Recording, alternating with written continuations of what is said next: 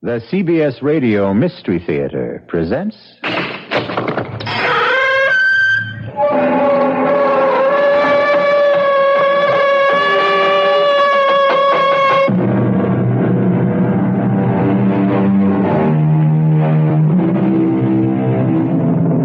Come in.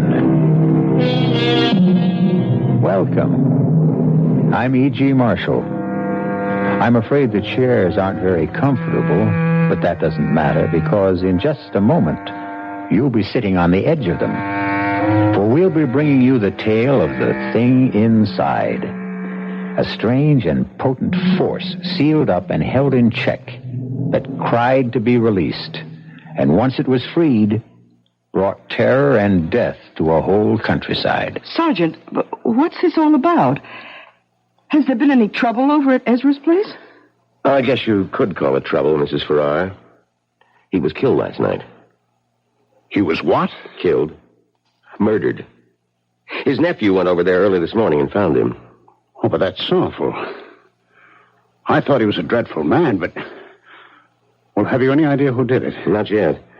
That's why I stopped by here to find out if you'd seen or heard anything. Oh, I'm sorry. I wish we could help you, but... Well, how was he killed? It was pretty bad. Whoever did it must have really hated him or else been out of his mind. Because it was done with an axe.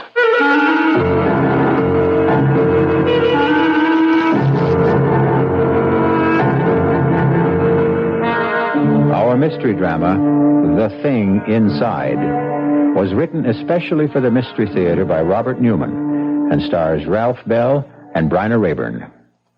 I'll be back shortly with Act One.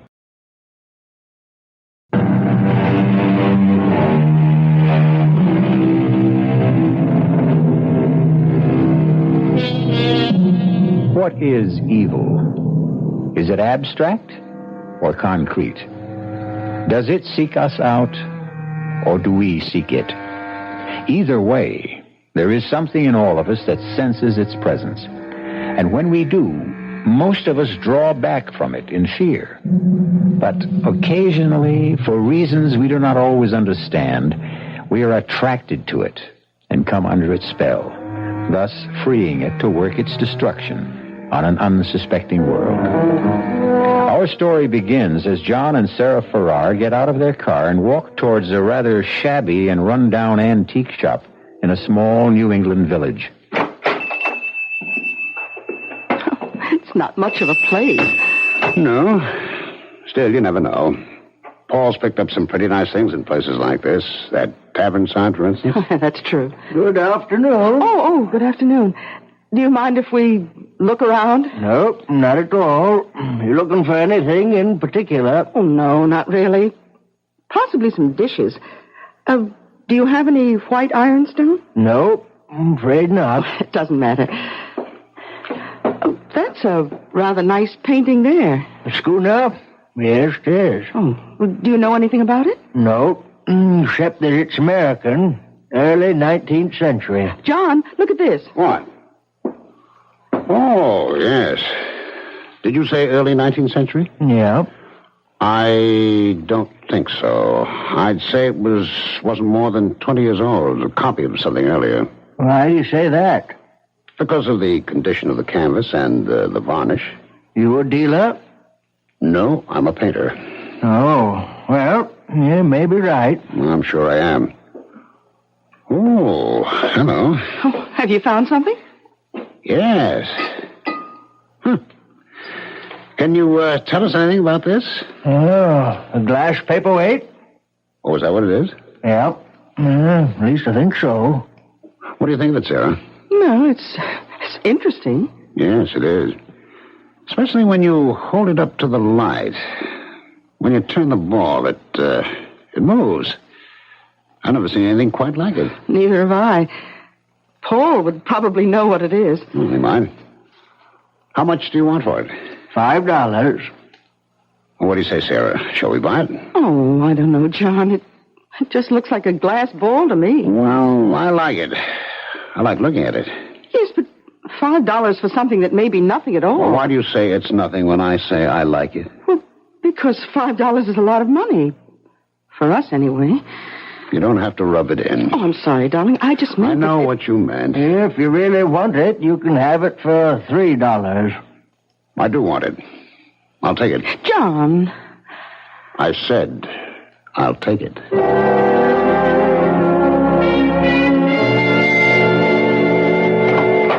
Hello? Anybody home? Is that you, Paul? Yes. I'll be right down. Hi. Hello, Sarah. Well, what's all this? Oh, my brother sent me a case of fruit from Florida, and I thought you and John might like some. That's awfully nice of you, Paul. No, not really. I'd never finish it all by myself. Well, I still think it's very nice of you. Thank you. Well, you're very welcome. Where's John? In the studio. Oh, how is he? Oh, about the same. Not very good. Still not working, huh? No. He's trying. He goes in there every day. Well, but... it's happened to almost every painter at some time or another. You hit a bad period, just can't seem to do anything. He's been... Oh, Paul. I thought I heard your voice. How are you? Fine, John. And you? Okay. Where'd all this fruit come from? Paul brought it over. My brother sent me a whole case of it, and I thought you might like some. Oh, it's very nice of you. I was hoping you'd stop by. There's something I wanted to show you, ask you about. Oh, what's that? This glass ball. Oh, where'd you get it? In a crummy little antique shop in Preston. Oh, yes, I know the place. The guy said it was a paperweight. Well, it can't be. It doesn't have a base. It isn't even flat on one side. Well, that's what I thought. What do you think it is, then? Yeah, I have no idea. The only thing I've ever seen that's even vaguely like this are witch balls. Witch balls? Yeah, you sometimes find them down in Pennsylvania. They're like hex signs, supposed to keep witches away. Oh, yes. It's a very interesting thing. Beautiful piece of glass blowing. Yes, isn't it? Take it over the light and look at it more closely. There's something inside it. Kind of shadow. Oh? I don't see anything. Well, hold it up. Turn it. Oh, you mean that kind of a swirl? Mm-hmm. I think that's just an air bubble or maybe an imperfection in the glass. I don't. I think there's something inside it that the glass was blown around it. Here, give it to me. Oh, John. It slipped out of my hands. Well, it didn't break. Did it crack? No. Look at that. Dropped on the fireplace, and there's not a mark or a scratch on it. Well, that's impossible. Well, look at it. Well, you're right. I've never seen anything like it. It can't be ordinary glass. I'll tell you what, John. I've got a friend who's an expert, collects paperweights. If you like, I'll take it and show it to him. No. It's not leaving this house. John. Well, I just thought that... I say it's not leaving this house. All right, John. I'm going back inside. I'll see you, Paul. Yes, John. Well, he really has a thing about it, hasn't he? Yes. And when did he get it? Oh, just yesterday. I don't like it. Why not? I don't know. I just have a funny feeling about it. I have had from the first time I saw it.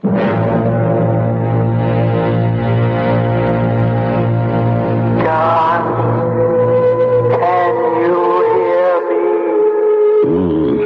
What? You can hear me. I know you can. I knew it the first time you picked me up. Because you were the only one who could see me. Yes. You've got to help me. Save me. How? Break the ball and free me.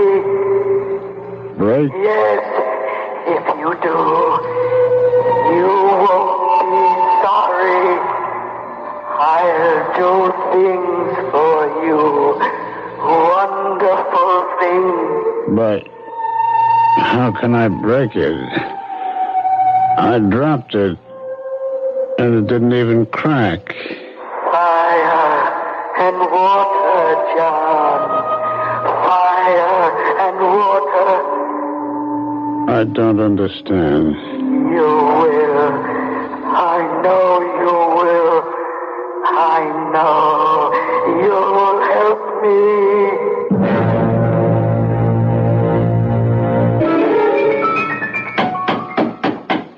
Just a second.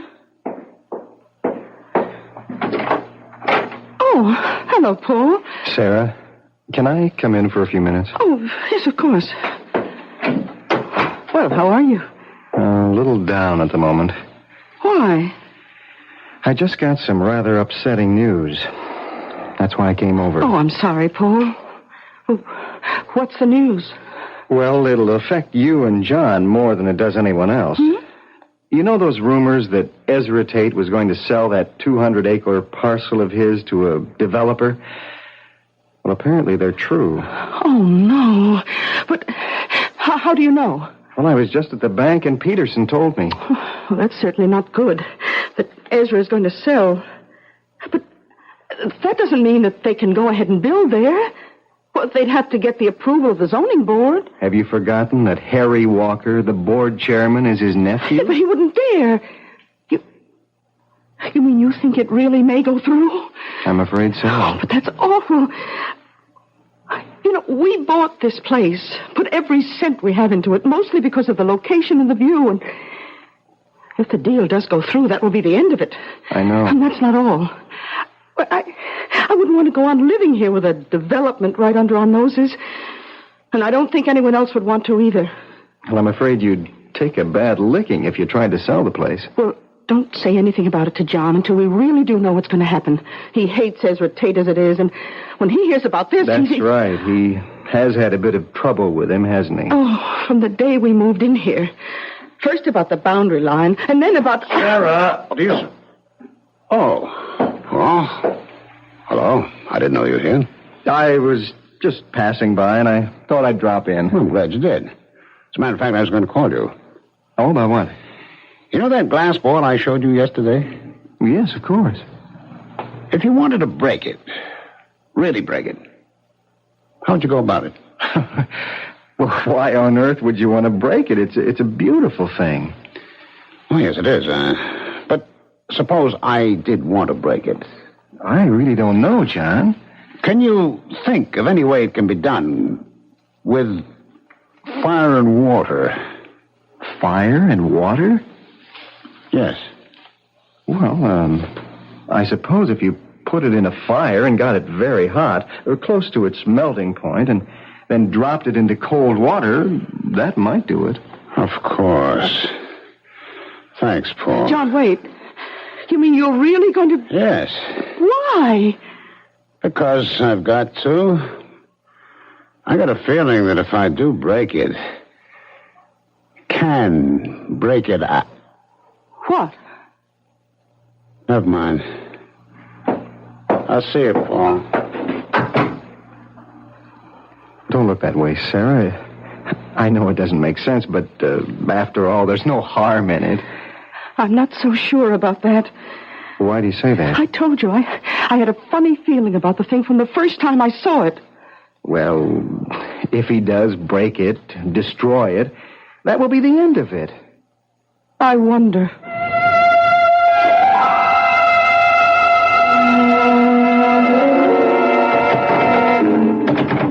John? Yes. Why have you got the door locked? I didn't realize I had. Hi. Oh, may I come in? Of course. Oh, it's awfully hot in here. I know, it's the fire. Oh, yes. Then you're really going to do it? Yes. I've had the ball on the fire for about a half hour now. I was just about to take it out. Darling, I don't like this. I know you don't. What'd I do with the tongs? Over there. Oh, yes.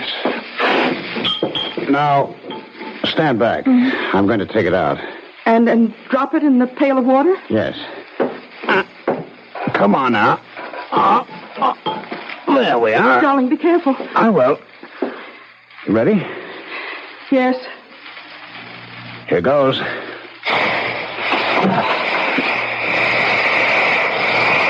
Wow. I really think I did it. What happened to the ball? Well, see for yourself. It practically exploded into 100 pieces. Oh, yes. Well, are you satisfied now? Yes. Now, wait a minute. Look at this. This is what was inside it. Its center. Another ball. A small black one. Yes, but it wasn't black before. Oh, the heat must have turned it black. Oh, what are you going to do with it? Keep it. Why? Just so. Now, stop looking so upset, Sarah. Things are going to be different now. What do you mean? Well, you'll see. Everything's going to be fine. Better than they've ever been before.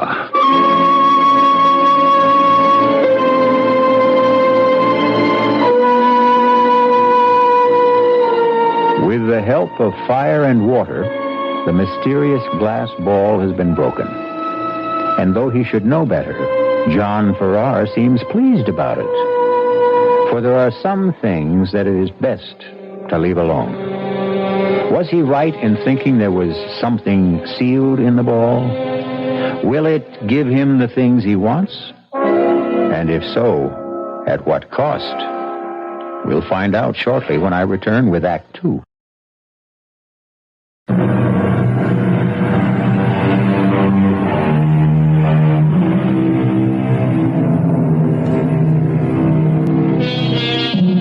Dusk is a time of uncertainty. And though she could not have said why, Sarah Farrar was not just uncertain, but anxious as she stood beside her husband and saw the glass ball shatter. But now she's beginning to feel that perhaps she was mistaken. For when John woke this morning, he was in better spirits than he has been for months. He went into his studio early and has been in there all day. It's evening now, almost supper time, and he still has not come out. Yes? Darling, it's almost 6 o'clock, and I wondered if... It's what? Almost 6 o'clock. You're kidding. It can't be. But it is. Oh, good Lord. I had no idea. I kept thinking while I had it, I'd stay with it. Keep on going for just a little while longer. You mean you've been working? Have I ever? Oh, can I look? Of course. It's not quite finished. I want to do a little more with the background, but, what do you think? Oh, darling, it's good. It's terribly good. You really think so? Oh, yes. It's the best thing you've ever done. In some ways, it's like summer morning, but different, stronger. You're right. It is something like summer morning, and it is different, but, well, it would have to be, because I'm suddenly seeing everything differently. Feeling differently. It's as if I'd been handcuffed for months and I was suddenly free. Oh, darling, I'm so glad. Oh, 6 o'clock. No wonder I'm starving. But didn't you have any lunch? I went out around noon. No, I forgot about it. What's for supper? Oh, beef stew. Oh, good. And wine? Well, there's that bottle we were saving for a special occasion. I think this is it, don't you? Oh, I certainly do. Oh, darling, why don't you wash up and... Oh, I'll get it. Hello? Hello, Sarah. Oh, Paul, hello. Well, you sound pretty good. Oh, I feel that way. John finally broke through, and he's working. Working beautifully. Oh, I'm glad to hear it. Oh, you don't sound so good. Is anything wrong? I'm afraid so. I just heard that the deal on Ezra Tate's land is definitely going through. The closing's tomorrow. Oh, no. And there's no way of stopping it? None that I know of. Oh, then I guess I'll have to tell John. Tell me what? Are you going to do it now? Yes. I'm sorry, Sarah. So am I, but it can't be helped. Goodbye, Paul. What was that all about? Oh, some rather bad news. Darling, you know that talk that Ezra Tate was going to sell the 200 acres across the road to a developer? Yes? Well, apparently it's true. What? It can't be. I'm afraid it is, John. The closing's tomorrow. But he can't do anything like that. It'd ruin the town. And not just the town. We couldn't go on living here with a couple of hundred ticky-tacky houses right across the road. I know. But I'm afraid nothing can be done about it. No? Well, we'll see about that. John, where are you going? To talk to him. No, John, wait! Don't! Wait!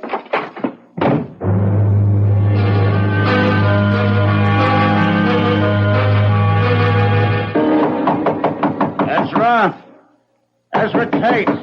Who's that? Who's there? John Farrar. What do you want? I want to talk to you. Well, you can't right now. I'm eating supper. Oh, damn it all, Ezra. It's important. Okay. Okay, just a second.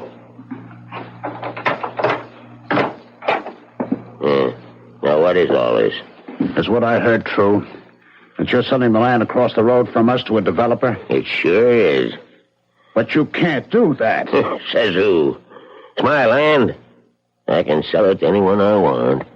Haven't you any feeling at all for anyone else? Don't you realize what it'll do, not just to me, my place, but the whole town? It can't take another couple of hundred people. The deal's set, and that's that. But can't you see? Okay. Okay, how much are they offering you for it? Why do you want to know? Because I'll buy it from you. I'll give you a couple of thousand over their price. What? That's really funny. What's funny about it? Yeah, it just is. You haven't got a dime.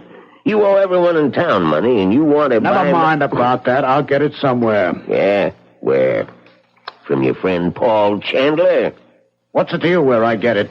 I'd like to know, that's all.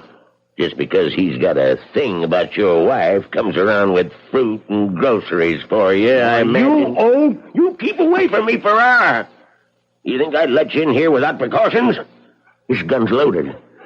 Come any closer and I'll let you have a load of bird shots. For 2 cents? 2 cents is just about what you can afford. Now you get out of here. Okay. But this isn't the end of it, Ezra.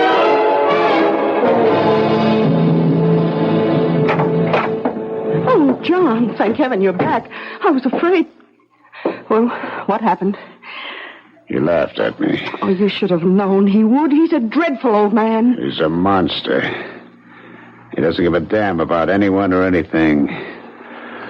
I'd like to see him drop dead. John! Well, I would. Well, just dropping dead would be too good for him. I'd like to have something really terrible happen to him.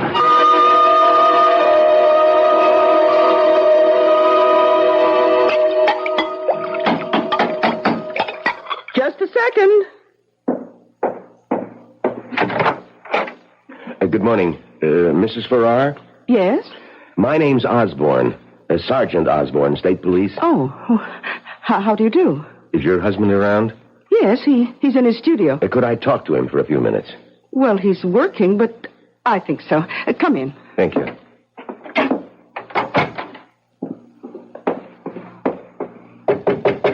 Yes? John, could you come out here for a minute? Okay. What's up? Oh, darling, this is Sergeant Osborne of the State Police. Oh. Good morning, Sergeant. Good morning, Mr. Farrar.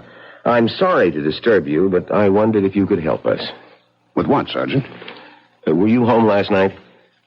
Yes, we were. We're here most nights. What time did you get to bed? Fairly early. About 10. Yes, that's right. And did you get up for any reason, or did you sleep right through the night? Well, we slept straight through. At least I did. Why? I was hoping that maybe you'd gotten up. That you could tell me if you heard or saw anything unusual. A car going up the road to Ezra Tate's place, for instance. Well, I didn't. Did you, Sarah? No. Oh, we'd had a big day, and I slept like a log. You know Tate, don't you? Yeah, we sure do. I take it you don't like him very much. Well, that's the understatement of the year. We've had nothing but trouble with him since we moved up here. Sergeant, what's this all about? Has there been any trouble at his place? I guess you could call it trouble. He was killed last night. He was what? Killed. Murdered. His nephew went over there early this morning and found him. Oh, but that's awful. I thought he was a dreadful man, but... Have you any idea who did it? Not yet. That's why I stopped by here to find out if you'd seen or heard anything. Oh, I'm sorry. I wish we could help you, but... Well, how was he killed? It was pretty bad.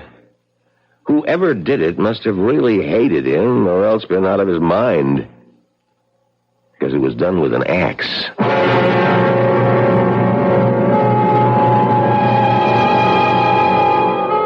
No, that's not a nice way to kill someone, not at all. And whoever or whatever did it didn't waste very much time. For it was only last night that John Farrar said, "I'd like to see something really terrible happen to him." And what did happen was horrible enough to shock even him. The question is, was it a coincidence, or is there more to it than that? Could it have something to do with the shattering of the glass ball? We'll find out shortly when I return with Act 3.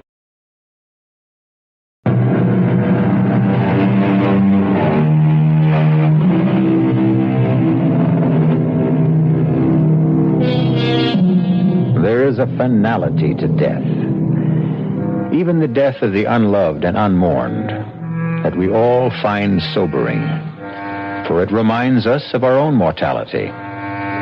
It's late afternoon now, and Sarah Farrar is in the kitchen of the old farmhouse when a car drives up, stops outside.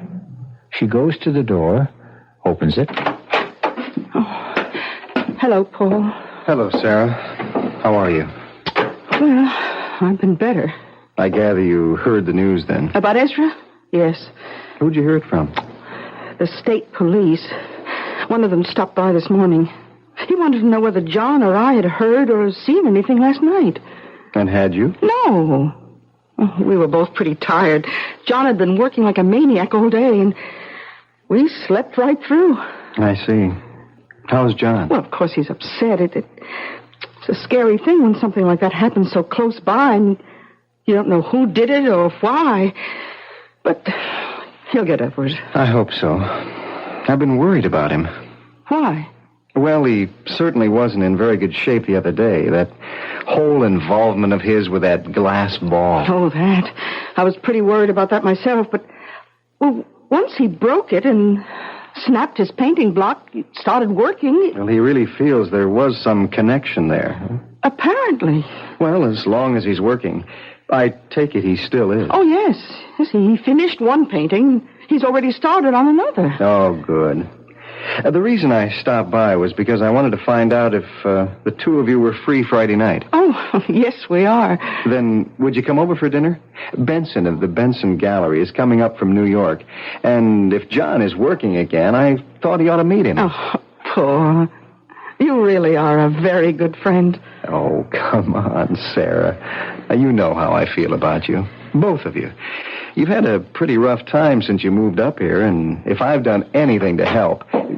Oh, Paul. Hello. Hi. I didn't hear your car. You been here long? No, just a few minutes. Oh, Paul stopped by to invite us over for dinner Friday night. Benson of the Benson Gallery is going to be there. Oh, that's nice. What do you think of our big local news? Ezra Tate's death?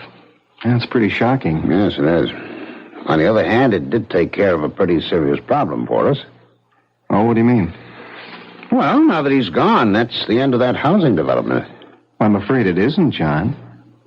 Well, why not? His nephew is his only living relative. He'll inherit everything Ezra had, including his land, and he's already telling people he intends to go through with the deal. What? Well, he can't do that. He's head of the town zoning board. Yes, he is, but he was willing to push the thing through when it meant money in his uncle's pocket. Don't you think he'll be even more anxious to do it when it means money in his own? But that's even worse. Well, a little more direct and obvious, but no worse. And nothing can be done about it? I'm afraid not. The zoning board is his baby.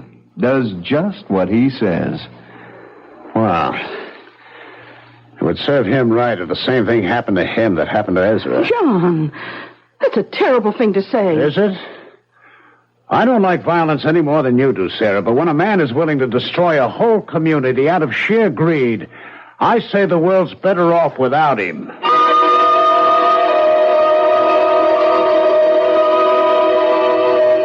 John?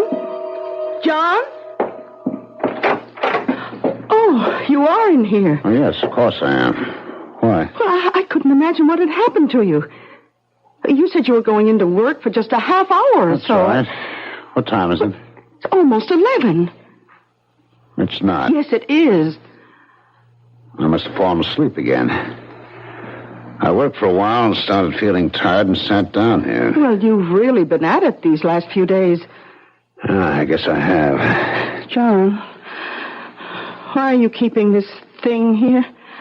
What thing? This black thing that was in the center of the glass bowl. I told you I was going to keep it. But why? Because I like it. I like looking at it. What? Was that what you were doing before you fell asleep? Yes. Oh, I wish you wouldn't. I wish you'd get rid of it. Oh, don't be silly, Sarah. The day I found the ball, or rather the day I broke it open, was one of the most important days of my life.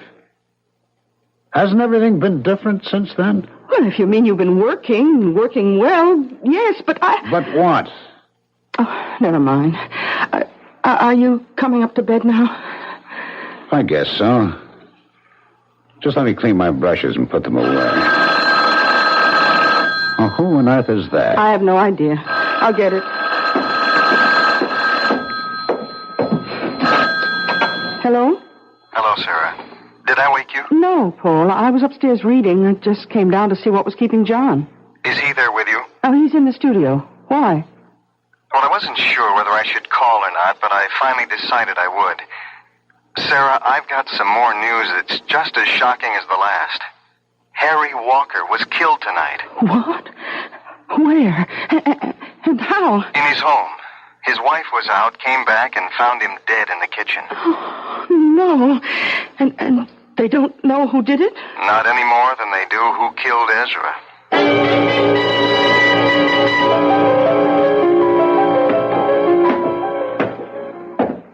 Hi.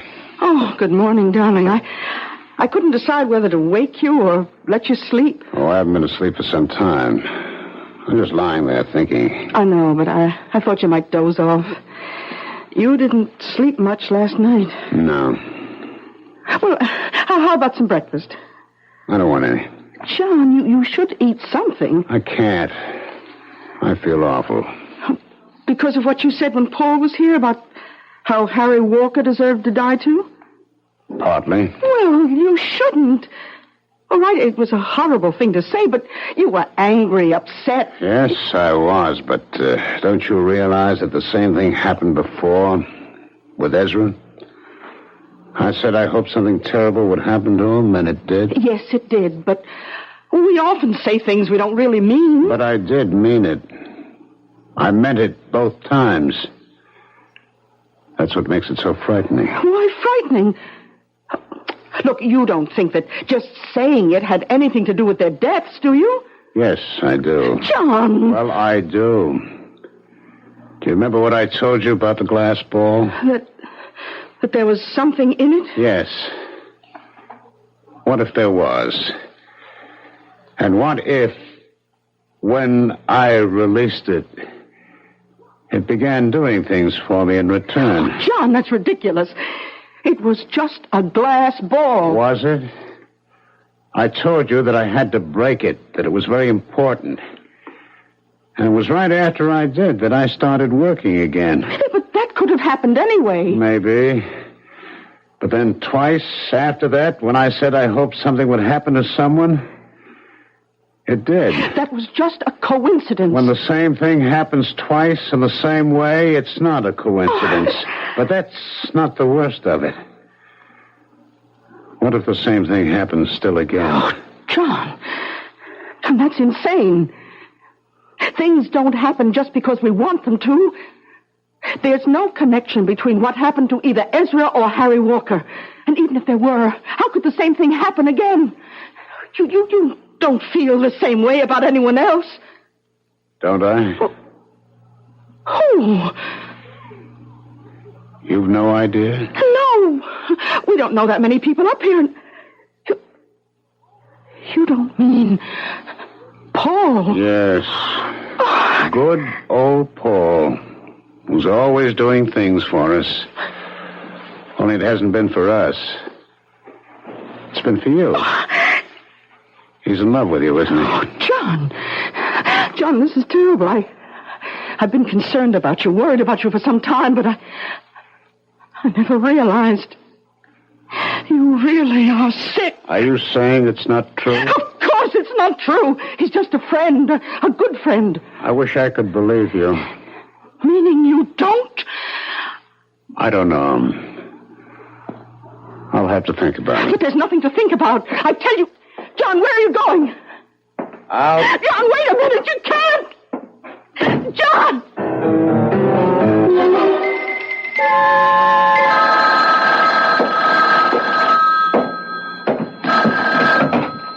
Hello? Oh, Paul, it's me again. Any sign of him? No, Sarah. But it's been over 2 hours. Well, you said he didn't take the car. If he walked, it would take him some time to get over here. Not this long, Paul.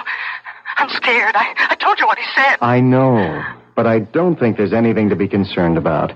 The longer he has to think about, the more chance there is that he'll realize it's ridiculous. But suppose it's just the opposite.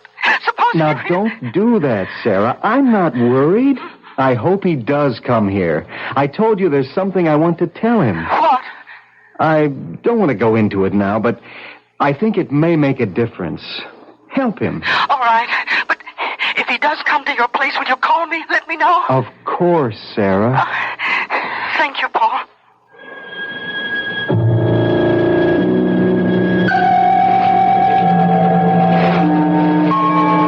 A friend, she said. Just a good friend. Can I believe her? He's been there all the time, whenever we needed him. No, not just when we needed him. Whenever he could do anything to help. Why? There's only one way to find out.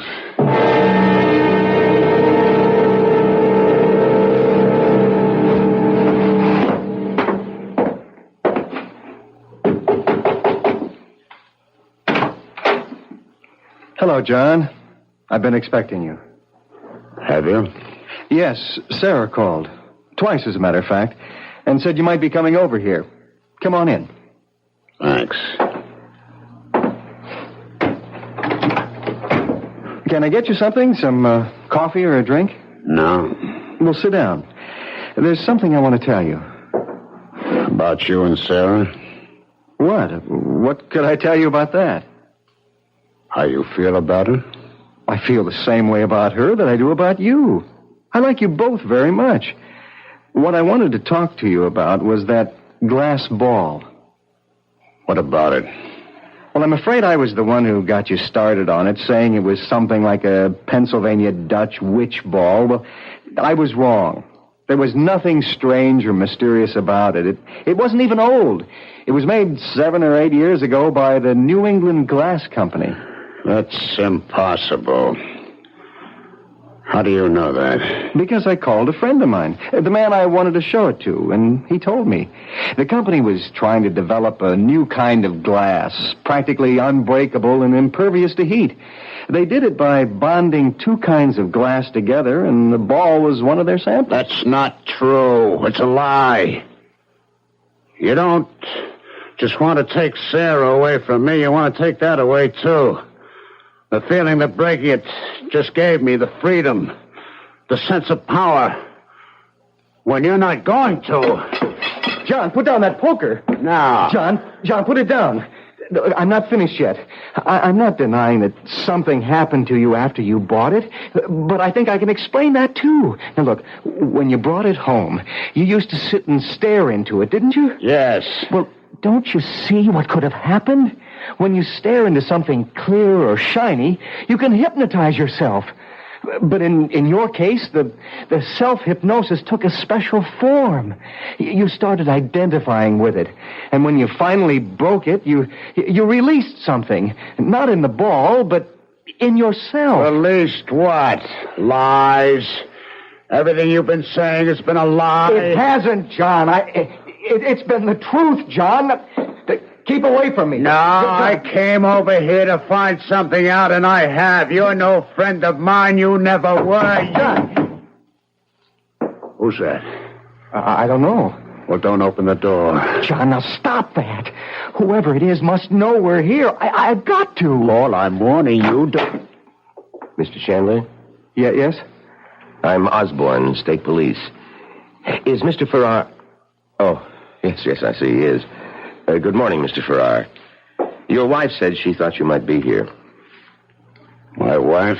Yes, we stopped by at your place first. Mr. Farrar, would you come with me? Where? To headquarters. We'd like to talk to you. About what? Several things, but mostly about where you were last night about 10 o'clock. 10 o'clock? But that was... That was what? About when Harry Walker was murdered. How do you know that? Because Paul called us shortly after that and told us. You're all against me. Not just my wife and Paul, but everyone. Plotting against me. No one's against you, Mr. Farrar, and we're certainly not plotting against you. We just want to talk to you and... No! Farrar, stop! Come back here, Farrar! Aren't you going after him? Oh, we'll catch up to him. I have another car and 2 more men out on the road there, just around the curve. Why did you want to talk to him?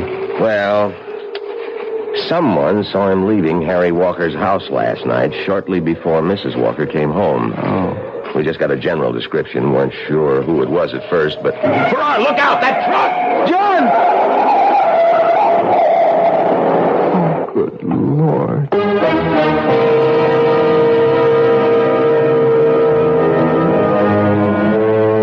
Seek, and you shall find.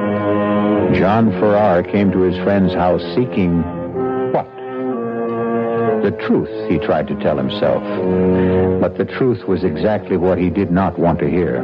Not when it stripped away his illusions and did not confirm his jealous imaginings.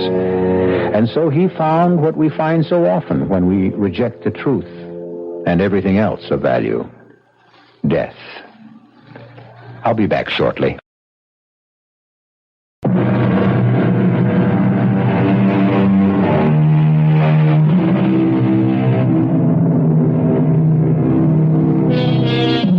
Now we see through a glass darkly, says the Bible.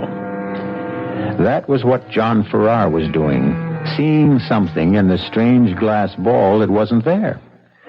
But he wasn't completely wrong. At least it wasn't all imaginary. For as his friend Paul said, there was a thing inside. Not inside the glass ball, but inside John himself, that never should have been tampered with. Our cast included Ralph Bell, Bryna Raeburn, Bob Kaliban, and Leon Janney. The entire production was under the direction of Himan Brown. And now, a preview of our next tale. You're a liar, Mr. Snowden. Don't you think I know what you are? You're wrong, Mrs. Daniels. I love your daughter. Why? Because I do, that's all. You can't explain something like that. Listen to me, young man. Even her own father couldn't bear to look at Bonnie's face. That's why he left her so much money, because he felt guilty for what he felt for his own poor, homely daughter. Mrs. Daniels, listen to me. You're a liar, and a thief. This is E.G. Marshall inviting you to return to our Mystery Theater for another adventure in the macabre. Until next time, pleasant dreams.